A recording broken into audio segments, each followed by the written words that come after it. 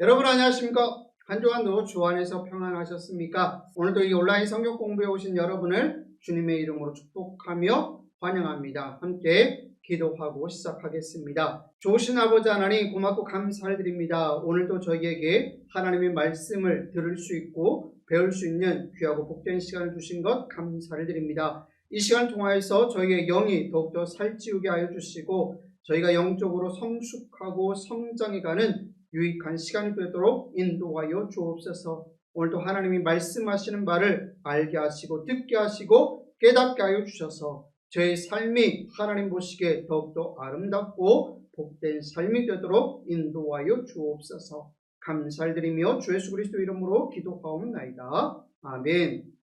여러분 오늘은 이제 죽음과 승리라고 하는 이 제목을 가지고 사사기에 나오는 이 삼손의 이야기의 마지막 시간을 함께 살펴보려고 합니다.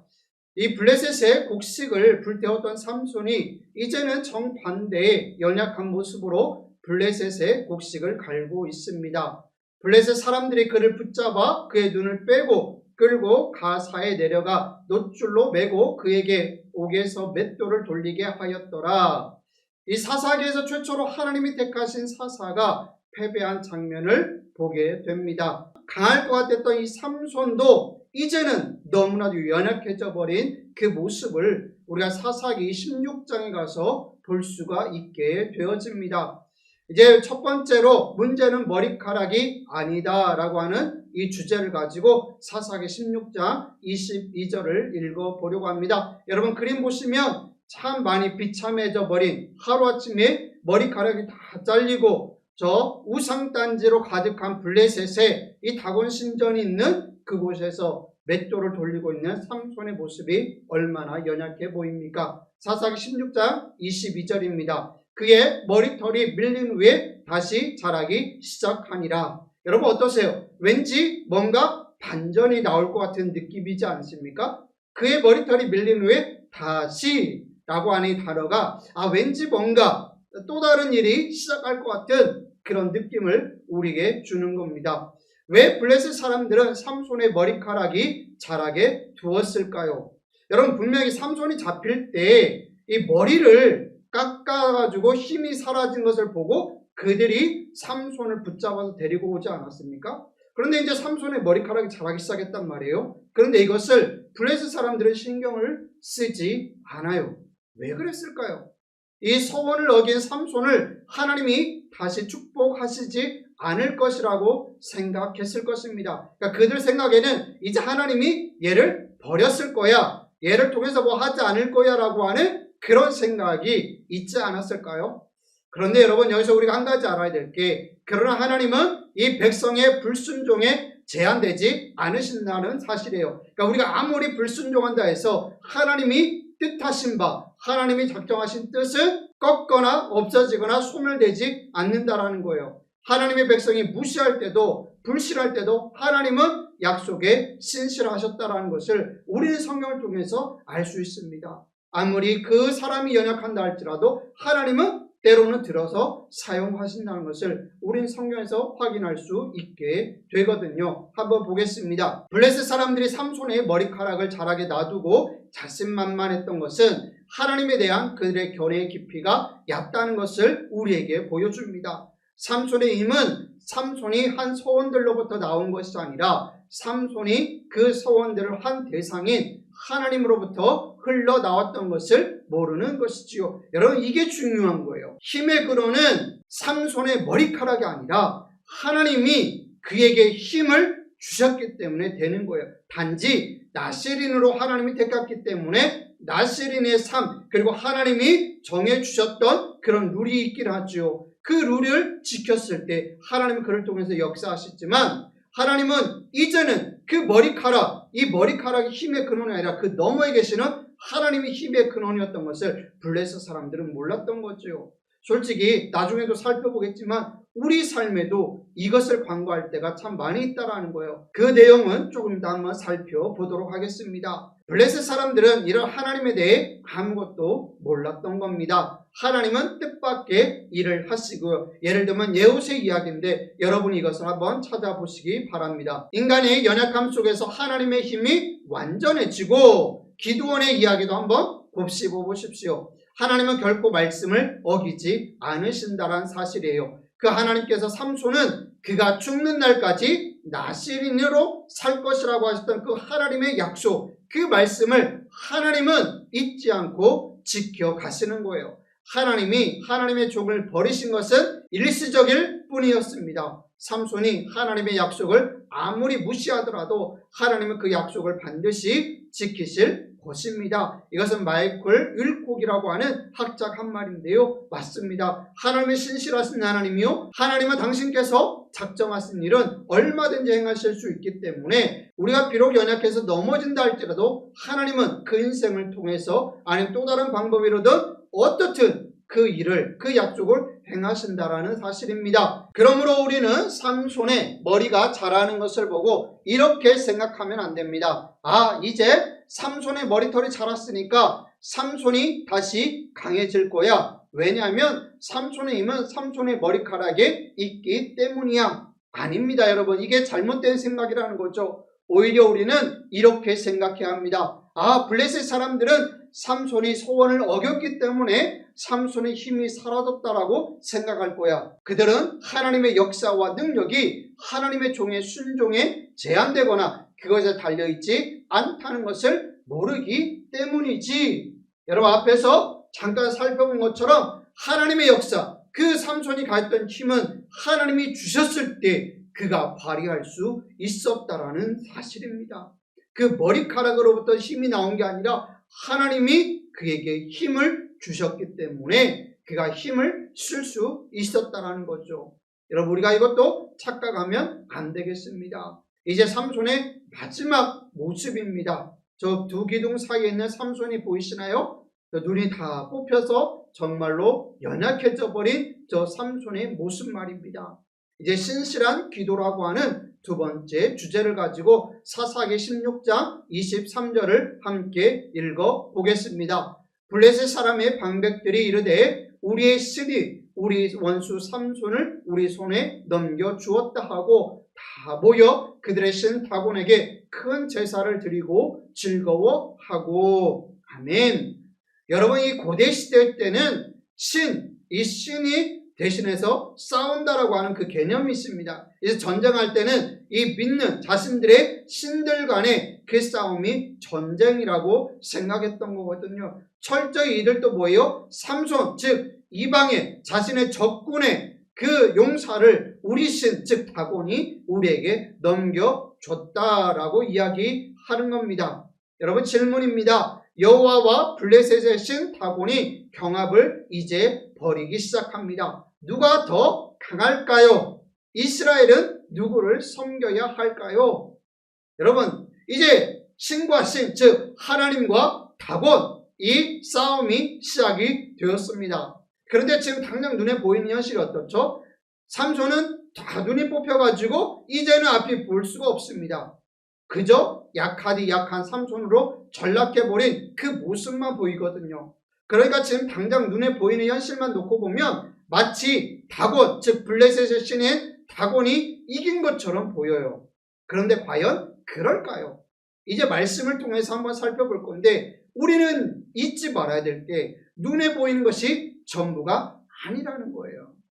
우리가 이것을 조심해야 됩니다. 이스라엘은 누구를 섬겨야 할까요? 한번 좀 살펴보겠습니다. 23, 24, 25절을 보면 그 질문들에 대한 답은 무엇인지 여기서 잠깐 한번 살펴보겠습니다. 블레셋 사람의 방백들이 이르되 우리의 신이 우리 원수 삼손을 우리 손에 넘겨주었다 하고 다 모여 그들의 신 다곤에게 큰 제사를 드리고 즐거워하고 백성들도 삼손을 보았으므로 이르되 우리의 땅을 망쳐놓고 우리의 많은 사람을 죽인 원수를 우리의 신이 우리 손에 넘겨주었다 하고 자기들의 신을 찬양하며 그들의 마음이 즐거울 때에 이르되 삼손을 불러다가 우리를 위하여 제주를 부리게 하자 하고 옥에서 삼손을 불러내매 삼손이 그들을 위하여 제주를 부리니라. 그들이 삼손을 두 기둥 사이에 세웠더니.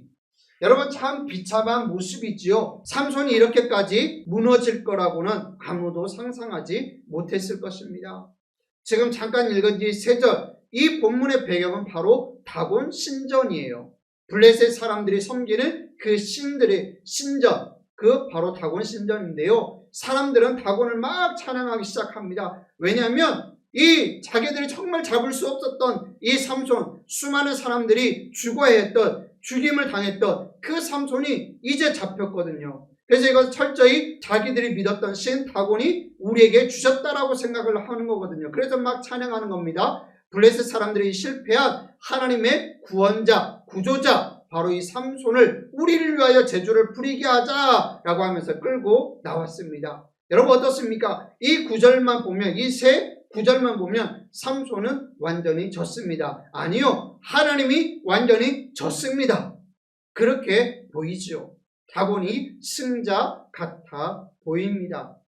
과연 그럴까요? 이제 우리는 다시 또 살펴보려고 합니다. 26절부터 30절을 보면 정답이 나와 있습니다. 함께 읽어봅니다. 삼손이 자기 손을 붙든 소년에게 이르되 나에게 이 집을 버틴 기둥을 찾아 그것을 의지하게 하라 하니라. 그 집에는 남녀가 가득하니 블레셋 모든 방백들도 거기에 있고 지붕에 있는 남녀도 3,000명가량이라. 다 삼손이 제주 부리는 것을 보더라. 삼손이 여호와께 부르짖어 이르되 주 여호와여 구하옵나니 나를 생각하옵소서. 하나님이여 구하옵나니 이번만 나를 강하게 하사 나의 두 눈을 뺀 블레셋 사람에게 원수를 단번에 갚게 하옵소서 하고 삼손이 집을 버틴 두 기둥 가운데 하나는 왼손으로 하나는 오른손으로 껴 의지하고 삼손이 이르되 블레셋 사람과 함께 죽기를 원하노라 하고 힘을 다하여 몸을 굽히매 그 집이 곧 무너져 그 안에 있는 모든 방백들과 온 백성에게 덮이니 삼손이 죽을 때에 죽인 자가 살았을 때에 죽인 자보다 더욱 많았더라. 아멘. 여러분 어떻습니까? 조금 전까지만 보더라도 다곤이 이긴 것 같아요. 그런데 어때요? 그 다곤 시전이 완전히 무너져 버립니다. 블레셋 모든 방백들이 거기 있었다고 했어요. 방백들이 누구냐? 지도자들이거든요. 그러니까 한 나라의 모든 지도자들이 모여 있는데 그 모든 지도자들이 하루아침에 죽어버린 상황이 펼쳐지는 겁니다. 여러분 다 끝나 보이는 것 같지만 삼손은 아직 끝나지 않았습니다. 그는 다곤 신전의 메인 기둥으로 인도해 주길 요청합니다. 그 기둥들이 받치고 있는 지붕 아래 큰 무리가 있고 그 중에는 블레셋 모든 방백들과 그들의 우상의 신상이 있었으며 옥상에만도 3,000명이 넘는 사람들이 있었습니다. 무대가 조성되고 삼손의 평생에 기록된 두 번째 기도가 드려집니다. 여러분 어떻습니까? 다 끝난 것 같아 보였지만 삼손은 나름대로의 계획이 있었던 겁니다. 그는 이 한 소년에게, 자신을 붙들고 있는 소년에게 이 신전의 메인 기둥, 즉 핵심 기둥, 여러분 우리 한옥도 보면은 기둥이 있지 않습니까? 가장 핵심인 기둥, 그 기둥이 무너지면 집이 무너져 버리지 않습니까? 마찬가지로 삼손은 그곳으로 자기를 인도해달라고 합니다. 그리고 그 두 기둥을 자신의 오른손과 왼손에 껴안고 몸을 굽혀서 온 힘을 다해서 그 신전을 다 무너뜨려서, 그래서 당시 3,000명이 넘는 사람들이 하루아침에 죽는 그 일이 벌어지게 했던 겁니다. 전까지만 해도 자신이 항상 강할 것이라 자부했고 그 힘을 자기 자신을 구하는데 사용했던 삼손이지만 이제 처음으로 눈멀고 약한 삼손이 단순히 구합니다. 단순한 기도를 드린다 이 얘기입니다. 주 여호와여 구하옵나니 나를 생각하옵소서. 하나님이여 구하옵나니 이번만 나를 강하게 하사 나의 두 눈을 뺀 블레셋 사람에게 원수를 단번에 갚게 하옵소서. 여러분 이 기도야말로 삼손의 힘이 돌아온 이유임에 틀림없습니다. 삼손이 처음으로 믿음을 사용하고 있기 때문입니다. 여러분 무슨 말인지 아시겠습니까? 자신의 머리카락만 믿었던 삼손이 이제 모든 것을 깨달은 거예요. 그 임의 자신의 머리카락이 아니라 하나님께로부터 온다는 사실이죠. 그러니까 그가 기도하는 거예요. 하나님이여 구하옵나니 이번만 나를 강하게 하사. 무슨 말입니까? 나를 강하게 하시는 분은 하나님이라는 거예요. 그 믿음을 삼손이 처음으로 사용하고 있습니다. 여러분, 삼손의 일대기를 한번 보십시오. 그가 어떤 힘을 위해서 하나님 앞에 구했던 적이 없거든요.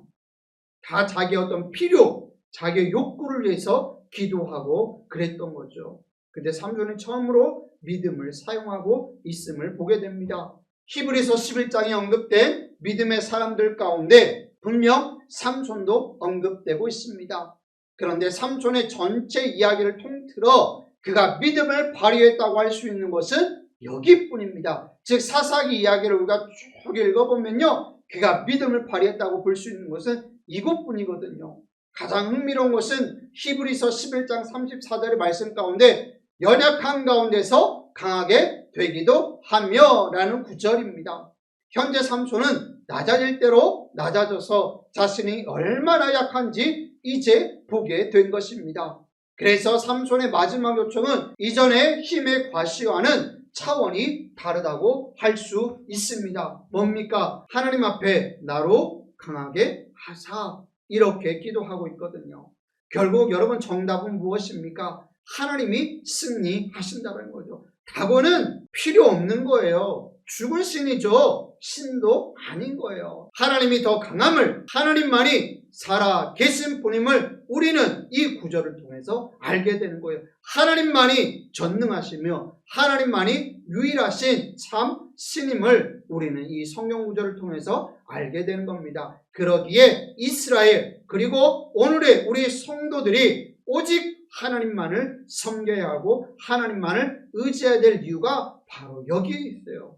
그리고 이것만이 살 길이라는 것을 우리에게 말씀해 주고 있는 겁니다. 여러분, 오늘 이 성경 공부의 내용을 정리하면 이렇습니다. 마침내 28절에서 삼손은 하나님께 대한 믿음을 보여줍니다.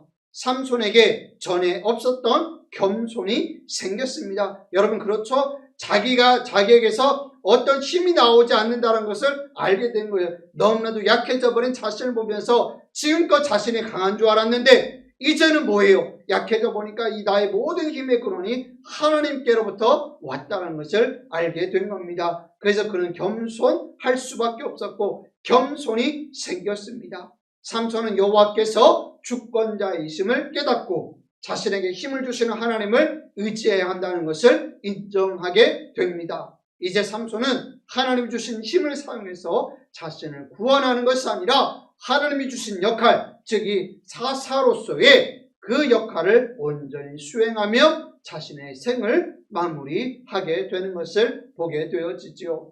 여러분, 우리가 해야 할 일은 무엇이겠습니까? 오직 하나님의 은혜 때문에 내가 이 일을 하고 있다는 것을 깨닫는 겁니다. 오늘 내가 살아서 숨 쉬는 거, 내가 오늘도 하나님 앞에서 하나님의 전에서 예배할 수 있음이, 하나님 전에서 직분을 감당하는 이 모든 것들이 그저 하나님의 은혜임을 우리가 기억해야 한다는 거죠. 그리고 그 은혜를 주신 것은 하나님이 기뻐하시는 일을 하라는 것도 잊지 말아야 되겠습니다. 이제 연말이기 때문에 또 내년도 생각을 하게 될 겁니다. 여러분, 매년마다 이맘때 되면 다 고민이 되시죠? 여러분, 그러지 마십시오. 하나님이 기뻐하시는 일이 무엇인지, 하나님 내게 왜 이 직분을 주셨는지 한번 곰곰이 생각해 보셨으면 좋겠습니다. 은혜와 맡겨진 일에 대하여 언제 가장 잊기 쉬운지 생각해 보십시오. 은혜와 사명을 잊지 않기 위해 나는 무엇을 해야 하는지 적어보고 실천해 보면 참 좋겠습니다. 내 힘으로 하려고 하기 때문에 난 이거 아니야, 내가 하면 안 되지, 이렇게 생각하는 거거든요. 그런데 하나님이 내게 힘을 주시면, 하나님이 주시면, 하나님이 함께 하시면 할 수 있어 라는 그 마음이 들면요, 이 사명을 내 사명으로 받아들이는 게 아니라 하나님 내게 주신 것으로 알기 때문에 우리는 그렇게 생각하지 않습니다. 그럼 여러분, 이 연말 시즌에 다시금 이 삼손의 마지막 이 기도를 기억하면서 우리도 한번 내 삶을 점검해 보면 좋겠습니다. 이 하나님의 사사가 백성을 해방하려고 죽는 것은 하나님의 아들의 죽음을 예표하고 있는 거예요.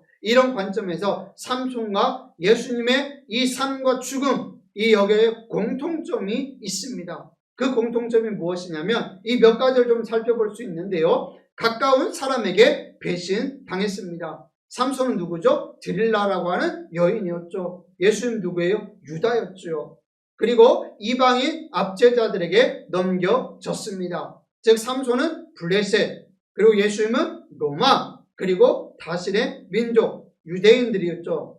그리고 고문당하고 결박당했습니다. 공통점이죠. 그런 사람들 앞에서 뭔가 해보라고 요구받았습니다. 삼손은 재주를 한번 부리라고 얘기하지 않습니까? 그리고 예수님은 어떡합니까? 당신이 네가 선지자면 내려와 봐라 막 이러면서 툭툭 갈대로 치고 침뱉고 이러지 않았습니까? 그리고 팔을 벌리고 죽었습니다. 그죠? 그리고 적 다곤과 사탄에게 완전히 진 것 같았지만 죽음으로 원수를 무찌르고 하나님의 백성을 압제하는 원수의 세력을 꺾었습니다. 즉 삼손은 살펴보았지만 예수님은 어떻습니까? 사망 권세를 완전히 깨뜨리시고 부활하셨습니다. 이것이 하나님의 백성을 압제하는 이 사탄으로부터 예수님의 그 부활을 통하여 완전히 꺾어버리는, 아니요, 발로 짓밟아버리는 그 승리를 맛보게 하셨다는 거죠. 그렇지만 여러분, 이 삼손과 예수님의 아주 근본적인 차이가 있습니다. 그것이 무엇이냐면 삼손은 자신의 반복적인 불순종 때문에 다곤의 신전에 끌려갔습니다. 즉 삼손은 자신의 사명 감당하다가 끌려간 게 아니에요. 철저히 뭐예요? 자기의 이기주의, 불순종이에요. 자기가 그냥 하고 싶은 대로, 자기 어떤 욕구대로 그렇게 살다가 끌려간 거 아닙니까? 하지만 예수님은 자신의 완전한 순종, 즉 완전히 하나님의 그 사명 감당을 위해서 완전한 순종과 우리 인생의 반복적인 불순종 때문에 십자가에 달리셨습니다. 이것은 완전한 차이점이에요. 그리고 또 하나는 삼손의 죽음으로 해방이 시작되었죠. 블레셋으로부터 그 당시 이스라엘 백성들이요. 그런데 예수님의 죽음은 어떻습니까? 예수님의 죽음으로 해방이 단번에 영원히 이루어졌고 궁극적인 구원이 이루어졌습니다. 무슨 말입니까? 예수님이 십자가에 단번에 죽으시고 말미암아 온 인류가 죄로부터 사망으로부터 완전히 해방되어졌다는 거예요. 이거는 완전한 차이점이죠. 여러분 어떻습니까? 우리가 이 삼손의 삶을 통해서 그 일대기를 통해서 우리가 배워야 될 것들, 또 우리가 이 예수님과 삼손의 그 차이를 통해서 예수님이 내게 어떠한 분인지를 다시 한번 좀 생각해 볼 수 있었으면 좋겠습니다.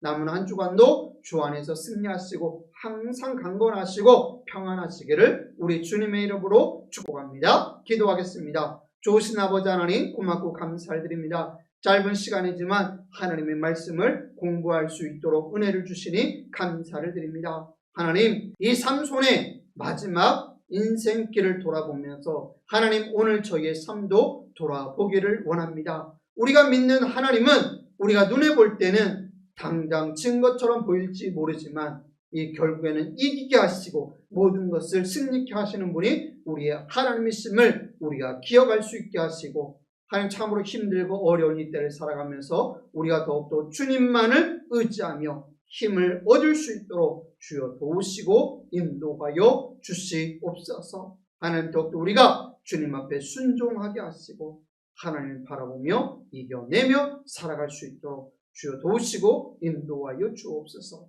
감사를 드리며 주 예수 그리스도 이름으로 기도하옵나이다. 아멘. 여러분 한 주간도 평안하십시오. 감사합니다.